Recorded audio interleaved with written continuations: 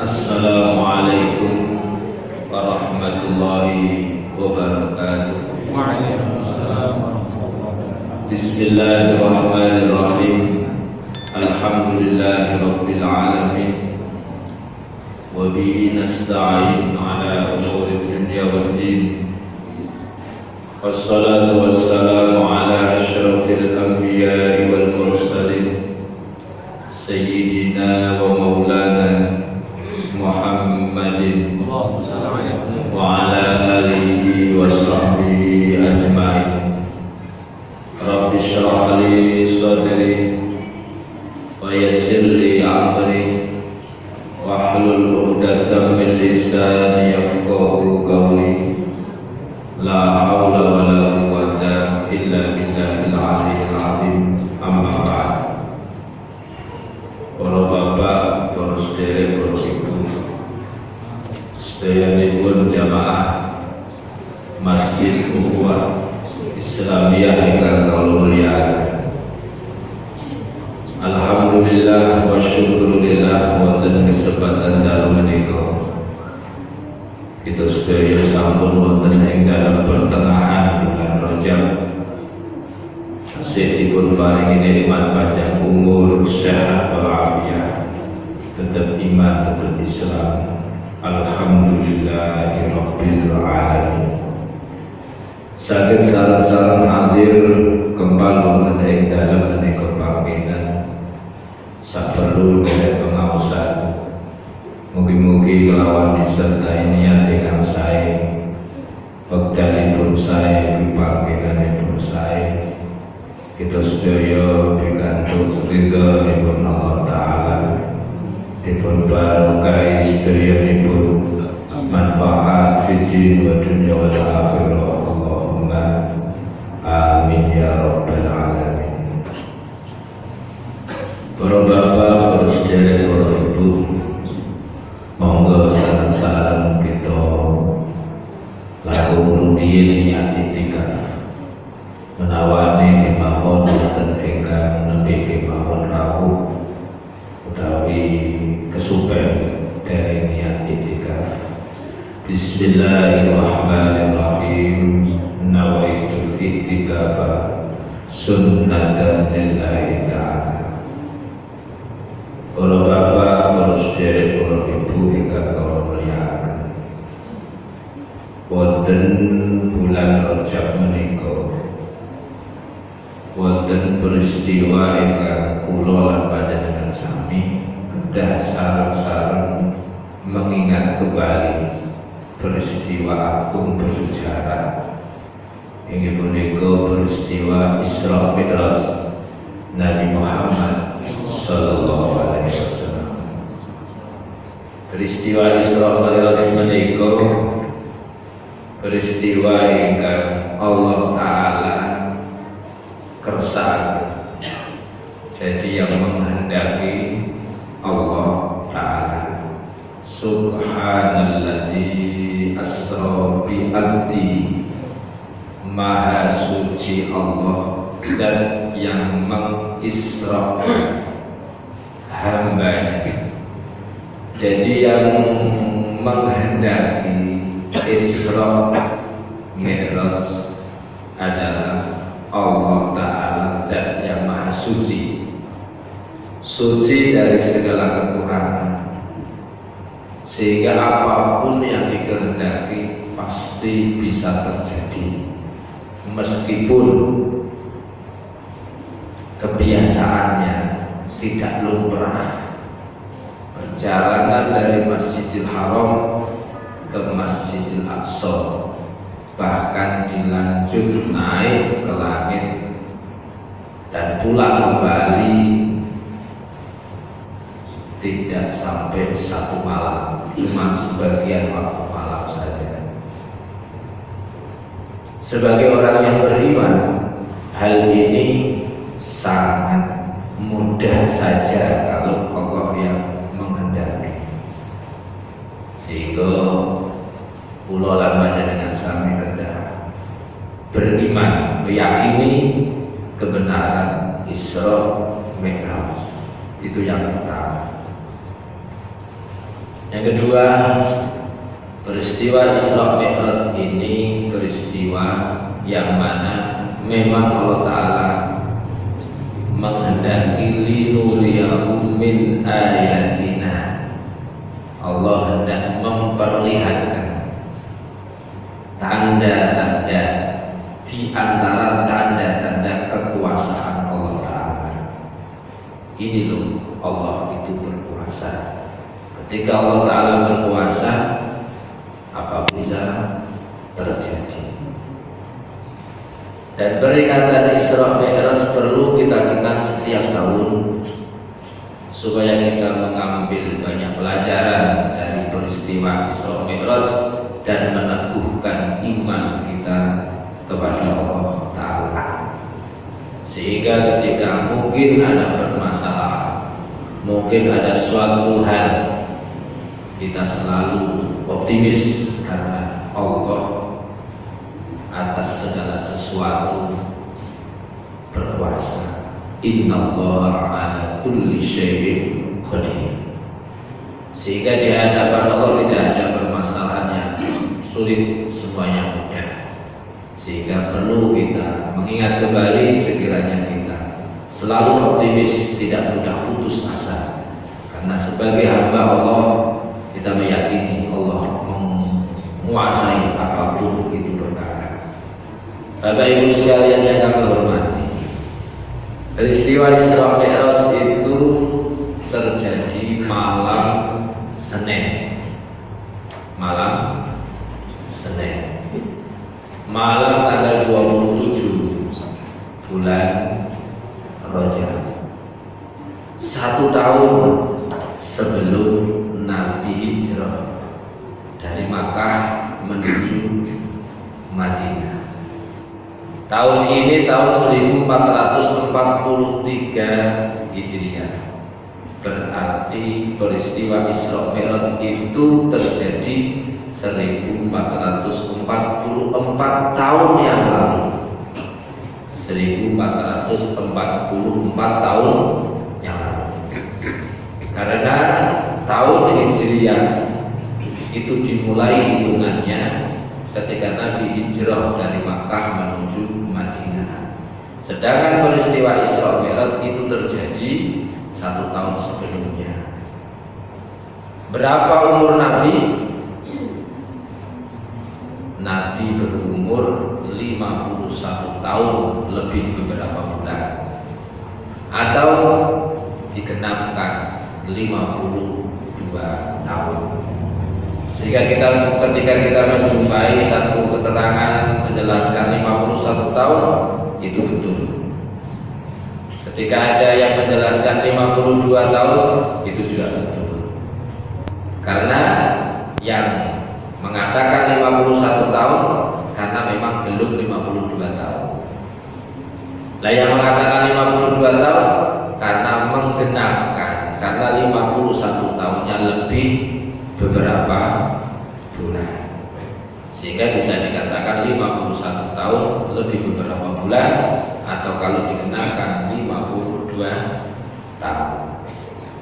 Dan peristiwa Isra Mi'raj ini 1 tahun pasca Nabi mengalami Amul Husni, tahun sedih, karena beliau ditinggal 2 orang yang sangat berjasa, yaitu istri beliau Sayyidah Khadijah radhiyallahu anha dan paman beliau yang bernama Abu Thalib. 2 orang ini sangat berjasa sekali atas perjuangan Nabi Muhammad SAW. Dan 1 tahun setelah itu Nabi di Isra Mi'rajkan, seakan menjadi sesuatu yang bisa menghibur atas tahun sebelumnya yang mengalami kesedihan yang sangat luar biasa. Bapak Ibu sekalian yang kami hormati, berdasarkan sebuah kitab yang disusun oleh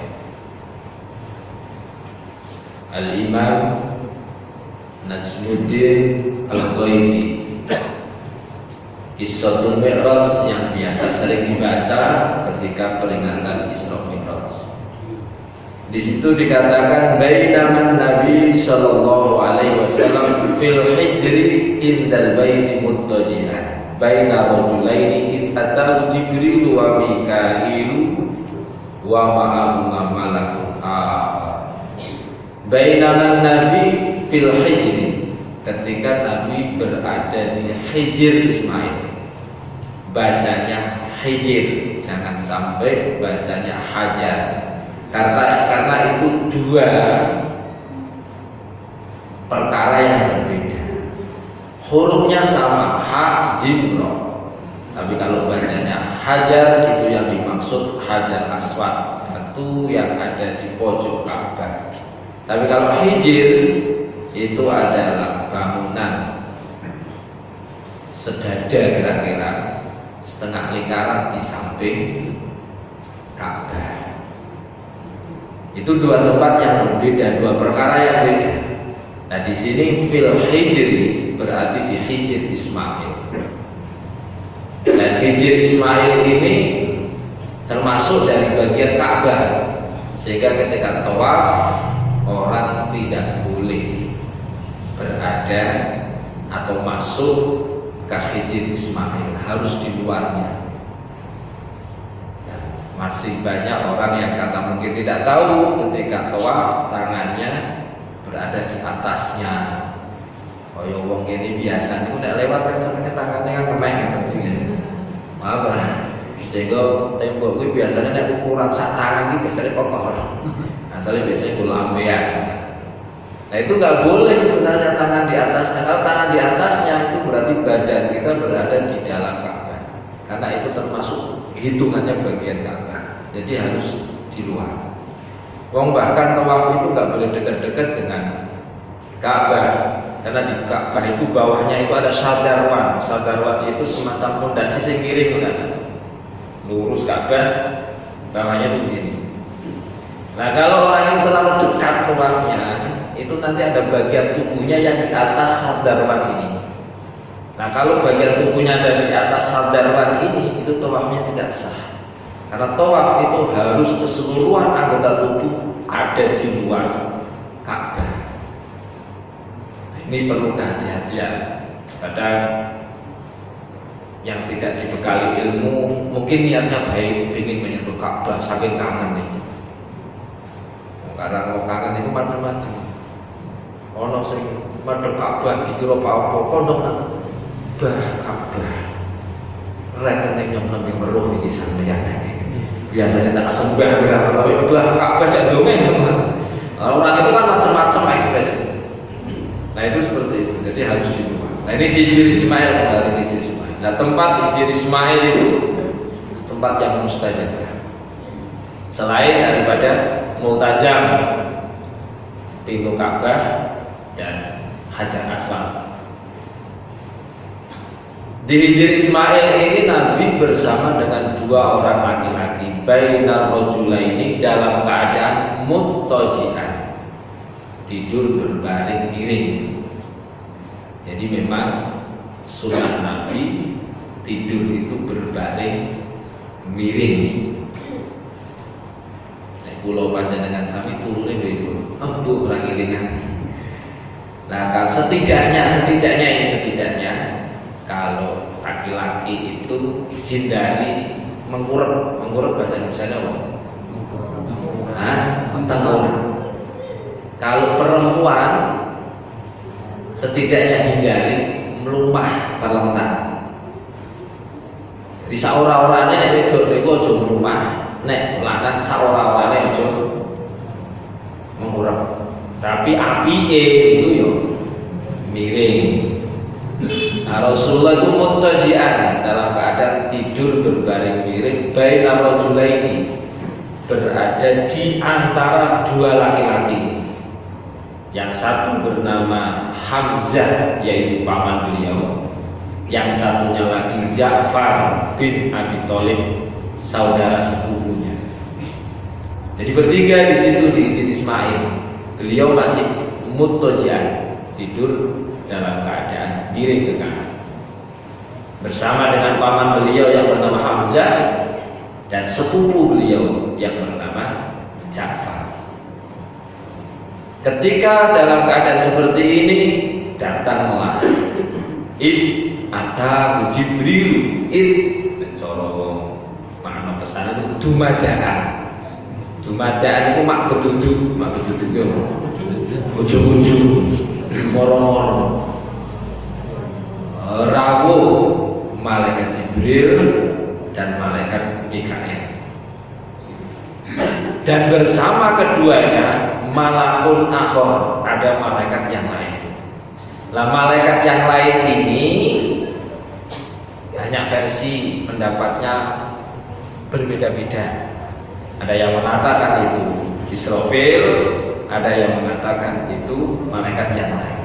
Tapi yang jelas 3, malaikat Jibril sebagai pimpinannya didampingi malaikat Mikail, dan satunya itu malaikat. Nah, menurut pendapat yang kuat itu adalah Israfil, Mikail, Jibril, Mikail, Israfil.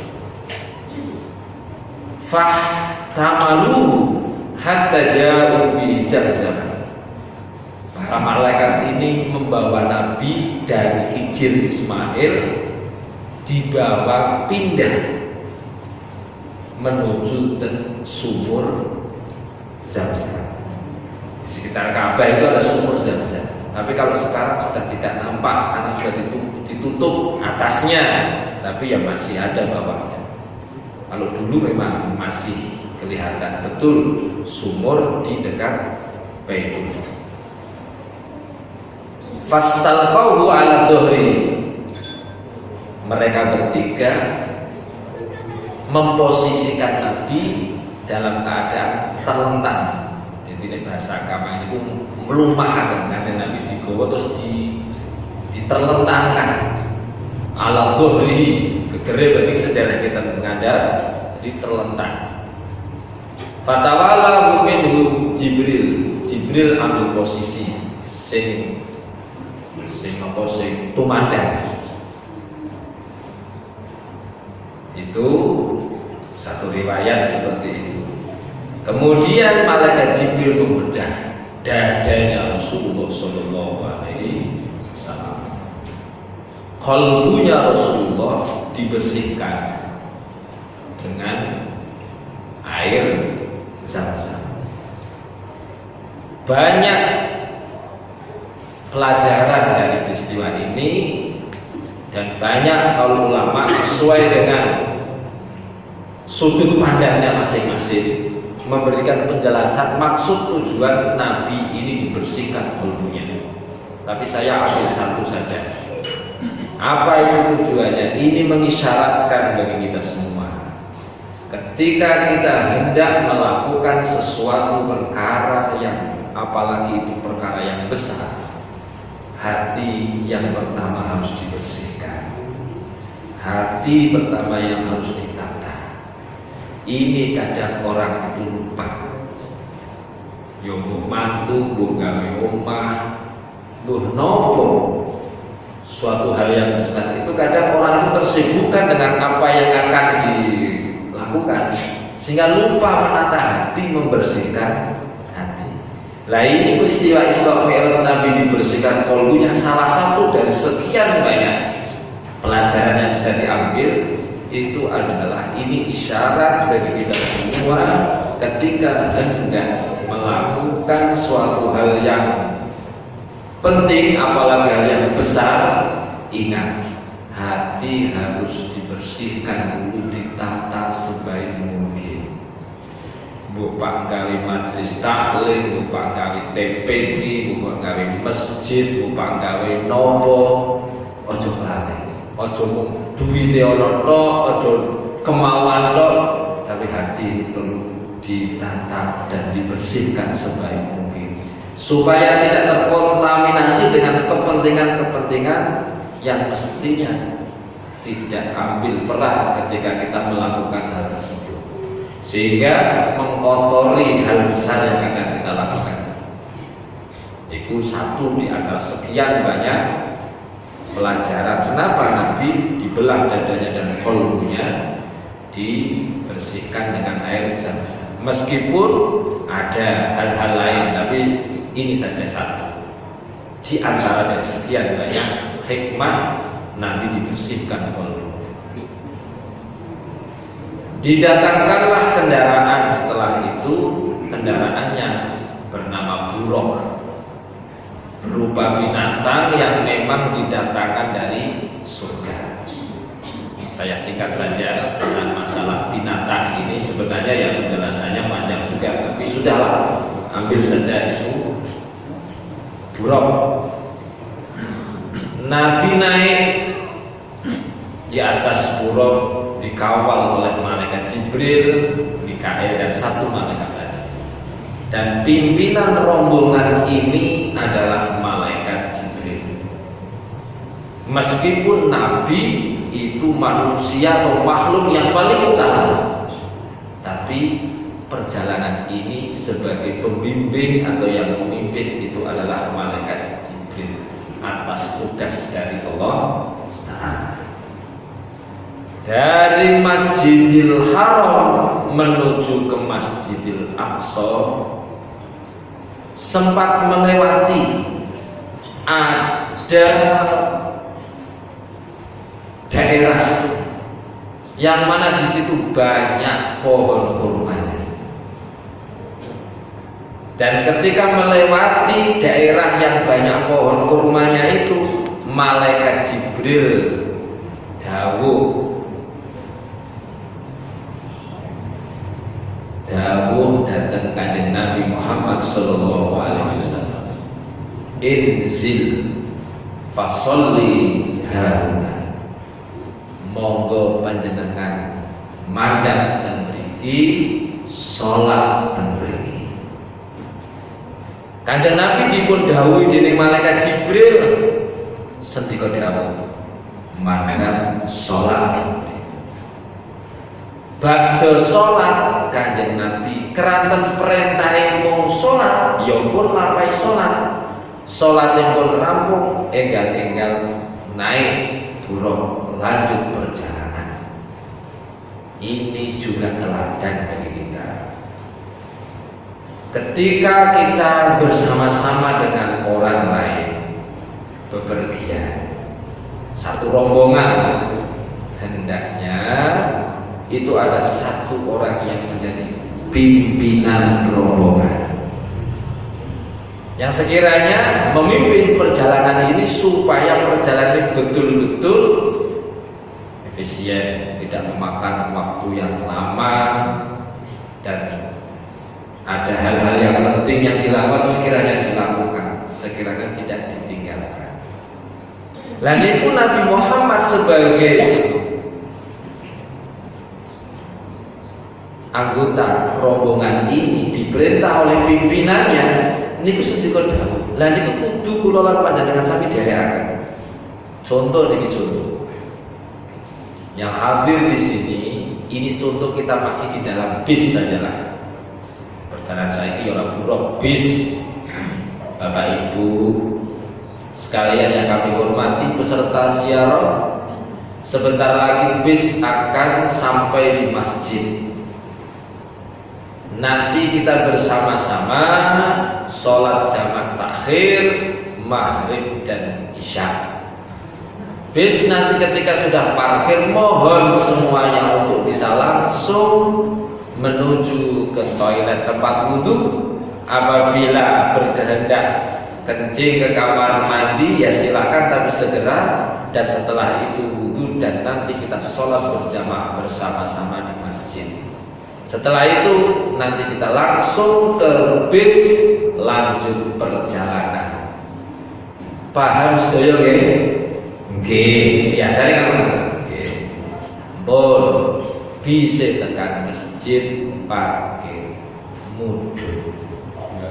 Ibu-ibu weruh wong dodol salah ora kanthi menyang salah. Ana ora saya. Iya nek ngenyang iki cepet, ngenyange ngejak tukaran karo sing bodho. Salah itu Pak, sekilo 20.000. Salah sak upil-upil wong sekilo 20.000. Jare bakule, "Bu, ayu pilih sak salah-salah."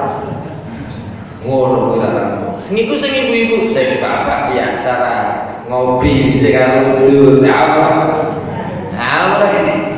Ngono Bu. Padahal mau wis paham nggih. Ngono Bu. Gaweane tekan. Jadi kadang kita ini dalam satu rombongan bepergian aja kata kita ini masih seperti inilah. Tidak satu komando. Lah iki sing dadekake luwone harus tekan-tekan. Tujuannya kadang orangnya dia kadang semrawut rasanya. Coba kalau semuanya mengikuti komando pimpinan, beres, cepat, efisien. Contohnya kanjeng Nabi Muhammad Sallallahu Alaihi Wasallam. Ngono kuwi. Wes diteni suwi, sabar saking wis jamaah salat rampung. Bon niki langsung ten bis nggih. Sik mesok. Pak Munggah bis baru cuek. Cuek ya apa cuek?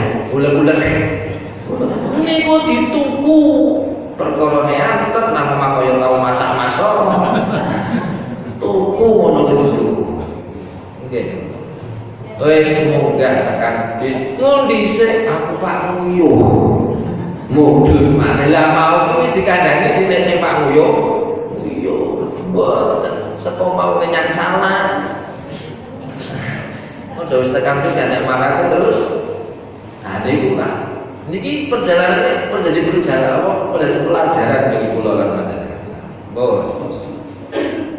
Setelah melanjutkan perjalanan, malaikat Jibril bertanya, "Atadri aina sholaita?"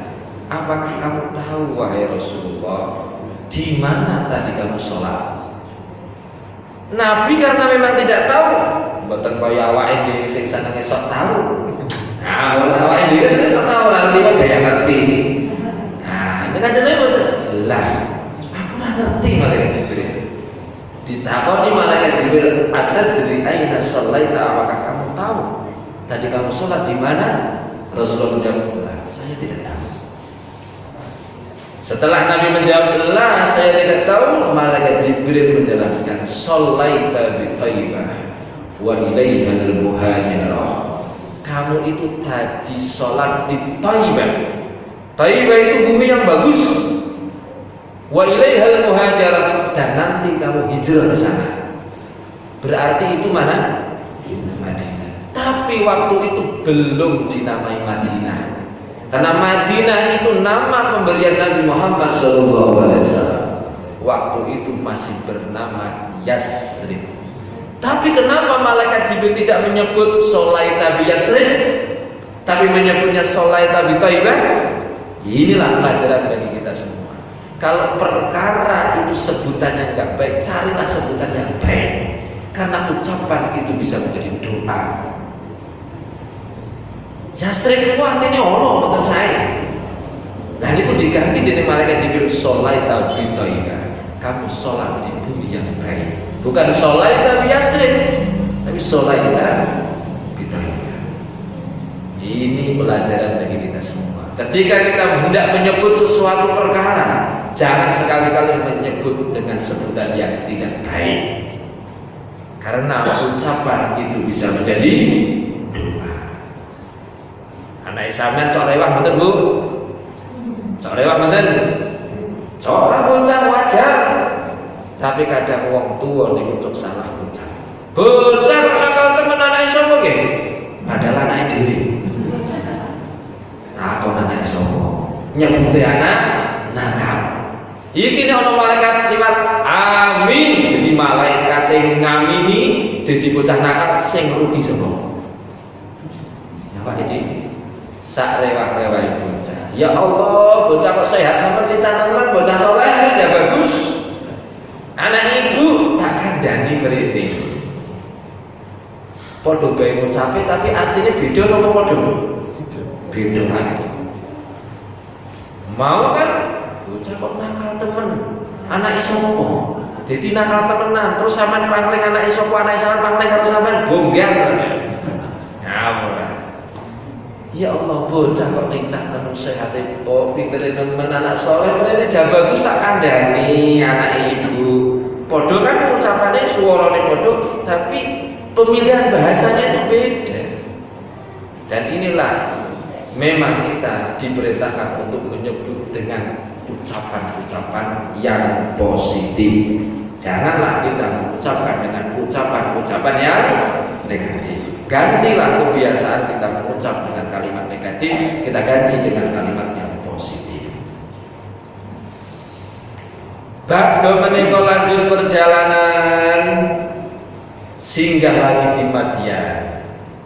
Di situ ada pohon, tempat dulu Nabi Musa sempat berteduh dan beristirahat dari kejaran Firaun. Nabi diperintah untuk turun dan sholat di situ. Nabi pun melakukannya. Lanjut perjalanan lewat Turi Sina, bukit yang mana dulu Nabi Musa bermukalamah secara langsung dengan Allah Ta'ala. Nabi diperintah untuk turun dan sholat di situ. Sabadan iku ten Baitul Lahmin. Bait itu rumah, lahmin itu daging. Kenapa disebut Baitul Lahmin? Kata di situ tempat kelahiran Nabi Isa alaihissalam. Ibu Maryam babaran ten mriku tanpa ono bidan, tanpa ono perawat, tanpa ono dukun bayi sing nandhangi, bahkan boten dislemeki sehingga lahir Nabi Isa niku nyuwun sewu gembletak ten lemah. Dagingnya nempel ten panggonan menika. Sehingga disebut Baitul Lahmin. Bait itu rumah, lahmin itu dagingnya Nabi Isa nempel langsung ke tanah ketika Ibu Maryam babaran. Sehingga ibu-ibu nek meten macane surat mek kaya Bu Maryam. Lahire gampang temenan, tapi nek kedarung gampang temenan sampe kok ndendap ora ana sapa-sapa gebletan. Lah niku Baitul Lahmin. Nabi diperintah untuk sholat di situ. Ada tempat yang disinggahi. Ini isyarat para bapak, para ibu. Isyarat apa? Tempat-tempatnya pendahulu kita, orang-orang yang soleh, asarus solihin, layak untuk dijadikan tabarruk, ngalam barokah. Nabi Muhammad kalau dengan Nabi Musa, dengan Nabi Isa, jelas Nabi mulia Nabi Muhammad SAW. Tapi diperintah oleh malaikat Jibril melewati itu untuk turun dan sholat, itu untuk mengambil keberkahannya tempat yang mana ditempati oleh orang-orang soleh pendahulunya. Ini isyarat. Kulo lan panjenengan sami coba di lingkungan sini, sekitar sini, Pekalongan, Jawa Tengah, Jawa, Indonesia, ada nggak tempat-tempat bersejarah, tempat peninggalan orang-orang soleh bisa untuk kita ambil keberkahannya? Misalnya majelis taklim peninggalannya ulama siapa, pondok pesantren peninggalannya kiai siapa, musola dia orang musola hanya dia langgar, tajuk bener mungkin zaman dulu itu. Tempat bersejarah dulu tempatnya siapa, itu bisa kita ambil keberkahannya. Ini isyarat bagi kita semua. Jadi boleh dan bahkan dianjurkan kita ini tabarrukan mengambil keberkahan tempatnya orang-orang yang saleh. Ba'da saking Baitul Lahmin, nek jare wong Eropa Bethlehem, nampak jelas Baitul Maqdis wis Pak. Tapi ketika itu ada jin yang namanya Ifrit, sangar rupane nggawa senjata medeni sing mulat-mulat genine hendak menyerang Rasulullah sallallahu alaihi wasallam. Nabi sempat menolak. Tapi di luar dugaan, malaikat Jibril malah justru memberikan solusi berupa tawaran. Ala u'allimuka bi kalimatin taquluhunna, maukah kamu wahai Muhammad saya wurui takwe ngerti bacaan-bacaan yang bisa kamu baca. Ketika kamu baca jin ifrit nyungsep itu tiba sirah mengharap senjatane mati. Ini juga pelajaran. Pelajarannya bagaimana? Jadi mensikapi gangguan-gangguan jin itu bukan dilawan. Apa mana kok nuru kaya apa kayak transport juga? Oh bukan seperti itu. Gak usah dicari. Wong ketika kita menemui hal semacam ini jangan dilawan. Oh malaikat Jibril ora minggir Muhammad tak lawan aku. Tidak seperti itu. Utawa malah ngojo-ngojo lawan Muhammad cok lho. Mboten begitu. Tapi malah ala alimukan sampean tak nuruki bacaan sing bisa diwaca nek sampean waca jine nyungsep ora bisa melukai panjenengan. Berarti apa? Solusi ketika kita menghadapi jin-jin yang semacam ini apa? Bukan kita lawan, tapi kita minta perlindungan kepada Allah Ta'ala. Biar Allah yang menyelesaikan. Tapi kadang sekarang itu banyak orang yang keliru. Ngono kok macet gedung karo jin petakilan ana rasa gedung temenan orang ora ngerti kuwi gayane ndok ada untuk dimuru tempat-tempat sing ngono karep apa to. Nah ini peristiwa ini jelas malaikat jin menawarkan ala u'allimuka bi kalimatin taquluhunna idza qultahunna nek sampeyan gelem maca tafiat sya'latahu wa kharra fi senjatane padam mati nyungsep ngarep wajahe dipundisi. Kanjeng Nabi jawabi bala. Iya, ditawari ya jawabane iya. Kanjeng Nabi diurui dening malaikat Jibril. Malaikat Jibril membaca sekali Nabi bisa menirukan. Saya ini nyoba ngetes sing nang ngene, tak waca pisan bisa niru-niru. Kalau tes-tesan tahu ya. A'udzu biwajhillahil karim wa bi kalimatillahit tammati allati la yujawizuhunna barrun wala fajirun min syarri ma yanzilu minas sama' wa min syarri ma ya'ruju fiha wa min syarri ma dara'a fil ard wa min syarri ma yakhruju minha wa min fitanil laili wan nahar wa min tawariqil laili wan nahar illa tariqan yatruku bi khair ya rahman. Maka diteroke ya rahman. Wis itu wis ya rahman. Burine wae. Ya Rahman. Itu membuktikan bahwa beliau Nabi Muhammad sallallahu alaihi wasallam kecerdasannya luar biasa. Lah nek nyongko-nyongko ini kan tak apalke. Wis tak waca bolan-balen. Nabi tidak sekali malaikat Jibril menuntut, Nabi langsung bisa menirukan. Itulah fatonah kecerdasan yang luar biasa. Awake dhewe mesti solusine tulis ke Ustaz. Nah, orang tak bedek sampean. Tulis ya Ustaz. Kok tak fotokopi. Mun tak fotokopi tak dereke dhuwur lemare. Ngono kuwi wis pengalaman rene. A'udzu biwajhillahil karim wa bi kalimatillahit tammati allati la yujawizuhunna barrun wala fajirun min syarri ma yanzilu minas sama'i wa min syarri ma ya'ruju fiha wa min syarri ma dara'a fil ard wa min syarri ma yakhruju minha wa min fitanil laili wan nahar wa min tawariqil laili wan nahar illa tariqan yatruku bi khairi ya rahman. Niku ketika ada jin yang hendak mengganggu. Kadang jin memang nakal, tapi bukan berarti kita lawan. Kita baca doa saja, kita minta perlindungan kepada Allah biar Allah yang menyelesaikannya. Ngapa-ngapain ngejak gelut barang tak kelihatan rasanya. Mboten usah. Ngaten nggih mawon. Nek dereng apal ya mungkin diapal. Wah nek munggo kula ora usah ngenteni jine niku nggodho. Palang diantisipasi. Esok-esok menghadapi waktu siang ba'da subuh diwaca sepisan. Menghadapi waktu malam ba'da maghrib diwaca sepisan. Sekirane jine punika mek ora wani utawa ora ngrusui awake dhewe. Ojo ngenteni, ora ngenteni sampeyan lu dapal iki ngenteni malah ora iso maca. Kertasane di kertas. Kertasane nanti antisipasi mawon. Nggih. Antisipasi. Monggo. Tuliske mboten? Tuliske. Biasa ngono. Engko kapan-kapan tulis di. Oh. Ternyata memang jinnya Ifrit itu langsung konsep ora iso melukai. Kalah karena itu semua atas pertolongan Allah. Lanjut perjalanan. Ternyata belum sampai ke Baitul Maqdis ada beberapa hal yang terjadi yang diperlihatkan oleh Rasulullah, dan ini banyak pelajaran bagi kita. Yang pertama, Rasulullah melihat banyak orang beres kok nandur tandurannya langsung tukul ngetokke wae dipek metu maneh dipek metu maneh dipek metu maneh beres ora? Beres. Rasulullah penasaran.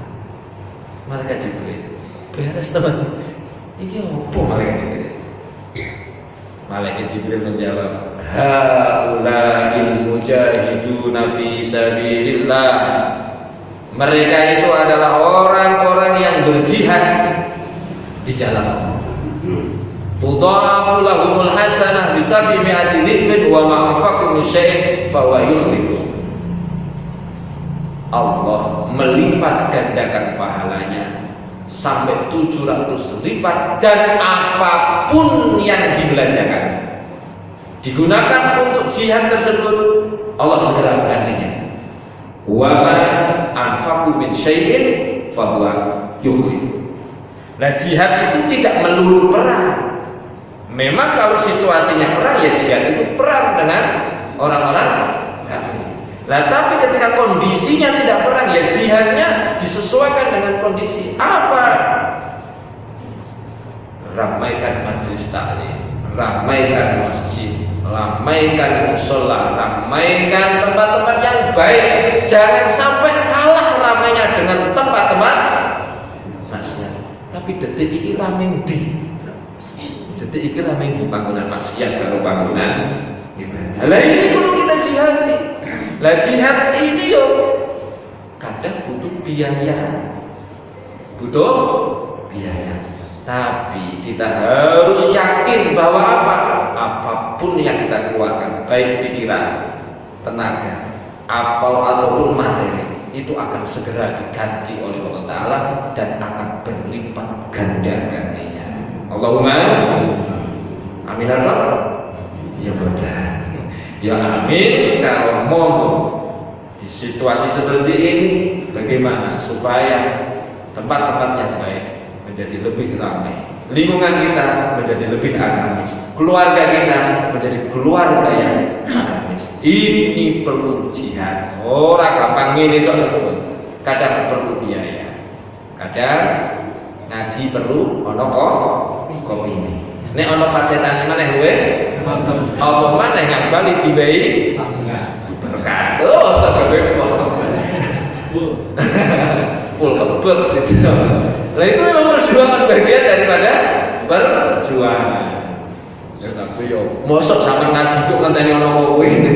Ya boleh lanjut perjalanan. Nabi mencium bau yang semerbak dan harum luar biasa. Mambune wangi ini pokoknya. Bau apa ini Malaikat Jibril? Wanginya luar biasa. Malaikat Jibril mengatakan, itu baunya seorang perempuan yang kerjaannya cuman bagiannya nyisiri rambut, sing disisiri rambutnya anake Fir'aun. Siapa itu? Masito itu artinya perempuan sing nyisiri rambut. Yang seprene tak luru arane iki sapa yang penasaran? Urung temu. Masito itu bahasa Arab artinya wong wedok sing kerjaane nyisiri rambut. Arane sapa? Urung temu Pak, tak golek. Ana soalnya penasaran iki wong wedok penasaran. Arane sapa sih iki? Masito itu artinya perempuan yang kerjaannya nyisiri rambut. Lah arane sapa tak urung temu. Arane sapa sih yang penasaran? Ya sampean sapa ngerti ono sing ngerti ya sapa. Tapi perlu diingat, Masito itu bukan, menurut saya Masito itu kayaknya bukan nama orangnya. Masito itu adalah perempuan sing kerjaannya nyisiri rambut. Nah ini berarti apa? Bangsa PBB apa nih? PBB apa? Persatuan babu-babu. Tapi saiki mboten, saiki sebutannya asisten rumah tangga. Keren kan ini? Halus asisten rumah tangga. Lah niku nyisir sing disisiri niku anake Fir'aun. Ketepatan nalikane nyisir niku gemletak tiba. Nalikane tiba, perempuan ini mengucapkan bismillah. Ta'isha Fir'aun dengan menyebut Allah. Merugilah Fir'aun. Ini ngomong mengatakan menyebut bismillah. Lah anak ini naik Fir'aun krungu. Sampeyan duwe punya Tuhan selain bapak saya. Ada bapak Ucahan kowe ada apa kowe? Padahal bapaknya itu terkenal raja yang sangat otoriter, yang sangat wis pokoknya wis ketika punya kemauan tidak bisa ada yang berani. Ini tapi berani mengatakan monggo Pak ada bapak. Wong wedok tapi bisa koyo ngene antepane luar biasa. Menunjukkan keimanannya dan berani meskipun hadapannya seorang Fir'aun. Ibu-ibu gini wanita andai. Kadang minder, bapak-bapak kadang minder. Umpetan. Singkat cerita, perempuan ini beserta keluarganya setelah dibujuk rayu oleh Fir'aun dan diancam-ancam enggak mempan, dibunuh hidup-hidupan. Apa kayak? Bojo saya gede banyu digodhog ngumep niku bojone saanane bahkan ana anak sing disusoni niku dicemplungke dan perempuan ini sing terakhir kon delok bojone karo anak-anak ini dicemplungke tapi imannya tidak luluh bisa teguh pendirian sehingga karena keimanannya ini semerbaklah bau harum sampai Nabi melewatinya mencium bau harum perempuan ini. Pelajaran nomor 1, laki-laki dan perempuan punya kesempatan yang sama. Jadi sing lanang aja dumeh lanang, sing wedok aja minder gitu. Semuanya punya kesempatan yang sama. Perempuan pun kalau imannya teguh itu menjadi manusia yang istimewa. Meskipun perempuan lanang tapi lanang ya nah ya tetap ya nah jadi aja dumeh lanang wedok pun punya kesempatan itu satu. Yang kedua masalah pekerjaan apapun bukan menjadi ukuran kemuliaan seseorang di hadapan Allah Ta'ala meskipun secara status sosial pekerjaan ini sini rambut. Ini golongan kan golongan kerjaan rendah kan? Kerjaan ini bosok babu-babu nyuwun sewu ini. Tapi meskipun pekerjaan itu tapi orang ini imannya kuat mulia di sisi Allah. Sehingga ojo dumeh jembatane dur bergengsi. Itu menjadi segala-galanya merasa itu sudah matuk pernah apa saya bisa jalan bubar saya